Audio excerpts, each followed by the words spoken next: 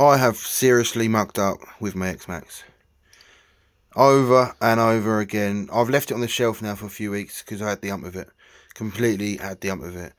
The only thing what made me start having a look at it today was these.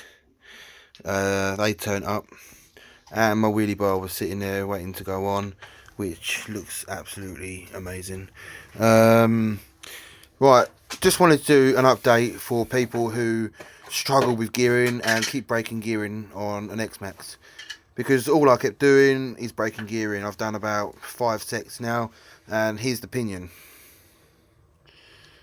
Yeah, that was the last pinion to be in there, and now I'll be running it on 45 and 22. It depends on what you want really out of it, but yeah, it upset me so much that he was sitting on the shelf, and that's how it's been for the last few weeks, because I'm seriously fed up with it. Right, and let's get to the point, shall we? So I bent the drive shaft a long time ago now, so I changed that and ordered the upgraded drive shaft holder, which is fine, but now I bent it again inside this. It's so bent that it's locked up, and I didn't even realise. So every single time I put gearing on it, it wasn't going very fast, it lost power, and it done this every single time. The only gearing that I haven't broke is this gearing, the GDS gearing, and it's absolutely amazing how alright, there's little bits of metal in there because obviously I've cleaned it all out inside here. I've got a bit more cleaning to do, I haven't finished it yet. But this is, I don't know how this thing has survived it. I've even brought all the American toughen gearing, which completely stripped off as well.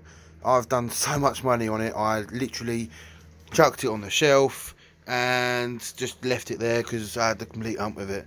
I've got a brand new shell with all new bits and that on it, which I haven't even used because it's just been breaking and sitting around.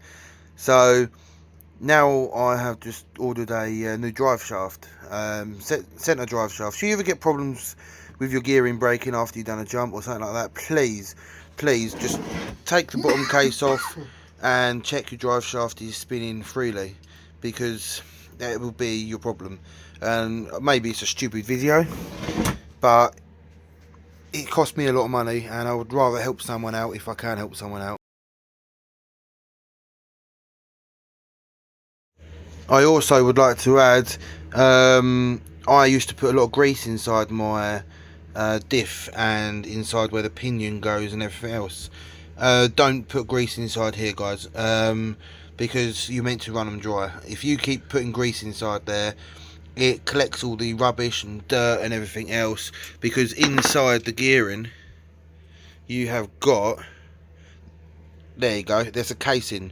It's got a tiny hole in the top of it, and all rubbish and grit and everything gets chucked into there, and all it's doing is getting stuck inside your gearing. And that was full up, and I mean full up with metal shavings, because it all come off of this. But it's not just this one, is it? I've done about 4 or 5 of them, so all the metal shavings in there, and I'm talking about clumps and clumps of it. I've literally just unbolted the whole back end, took it all to bits and cleaned all the inside out and put it back together. And now I've got to take the front end off to change the drive shaft over when I get that through.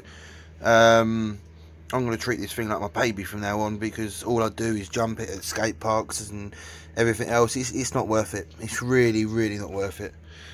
The people who do it obviously have the money to do it, because every time I do it I break something, and it is not worth it. Last time I cracked all the top of the heads, both sides as well, so I had to do all them, I had to replace all them. Yeah, treat it like your baby, guys. Look after it. Thanks for watching. I hope this helped, by the way, me babbling on about a load of rubbish, but I really do hope it helps someone.